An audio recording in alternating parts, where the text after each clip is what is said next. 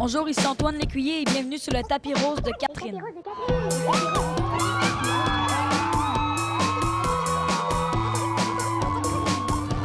Cette semaine, le tapis rose de Catherine vous transporte à une gigantesque première. On parle ici de record Guinness. On est sur le tapis rouge du film Pour toujours les Canadiens, un film de Sylvain Archambault qui marque le centenaire du tricolore.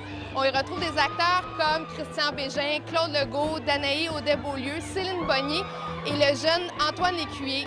Et comme une image vaut 1000 mots, je vous laisse regarder ce qui se passe derrière moi. Bienvenue sur le tapis rose de Catherine.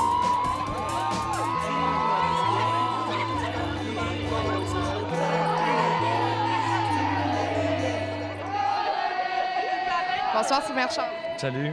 Alors, vous venez de nous léguer un Walt Disney sportif. Ben oui, s'il faut le décrire, ce serait ça. En fait, c'est un film 7-77 ans. C'est un film pour la famille, mais qui n'est pas sans émotion. Je pense qu'il touche les gens. Les fans de hockey comme les moins fans. C'était le défi, je pense, dans ce film-là. Et puis, j'espère, on verra après la première si on a atteint nos objectifs. Sylvain Archambault m'a dit tantôt qu'il t'avait choisi, bon, évidemment, pour ton talent, mais aussi parce que tu joues au hockey, donc c'est une passion chez toi? Ben oui, c'est ça. J'ai joué au hockey mineur environ 9 ans au hockey mineur. Puis ensuite de ça, même quand j'ai arrêté de jouer au hockey mineur, j'ai continué dans les ligues de garage.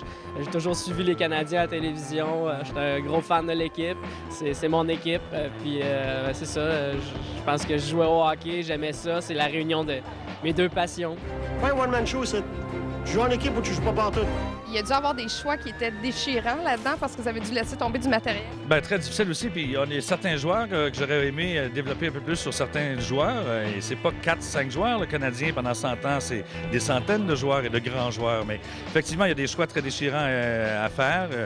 Il fallait les faire. Puis, on espère qu'on a fait des bons. C'est un fantasme chez toi de jouer un coach de hockey?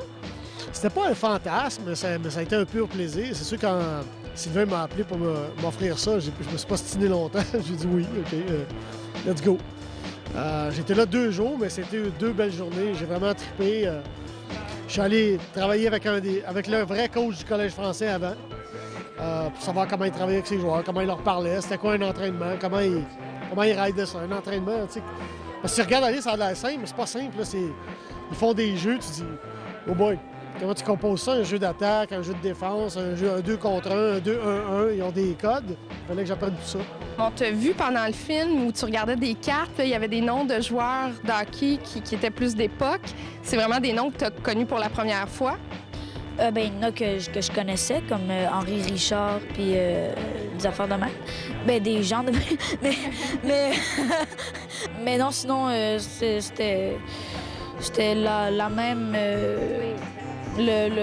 la même réaction que le personnage de Daniel, en fait. Je les connaissais pas, puis j'étais surpris de voir des aussi vieilles cartes. Est-ce que c'était une commande au départ de faire un film familial ou c'est venu vraiment avec le scénario de Jacques? Bien, en fait, quand on s'attaque au 100 ans du Canadien, il va de soi que ça se veut être un film familial. J'aime pas le mot commande parce que j'avais le carte blanche de faire avec Jacques le scénario que je voulais. Mais c'était pas une commande. Oui, il fallait qu'on traite un peu des 100 ans, mais c'est pas un film sur les 100 ans du Canadien. C'est un film qui repose sur le courage, sur l'espoir et le travail d'équipe. Pour toujours, les Canadiens prend l'affiche le 4 décembre. Bon cinéma? Je sais pas si un jour on dira, si on trouvera un Québécois qui sait pas de quoi il parle quand il parle de hockey. Moi, je suis nulle. Ah non, c'est pas vrai.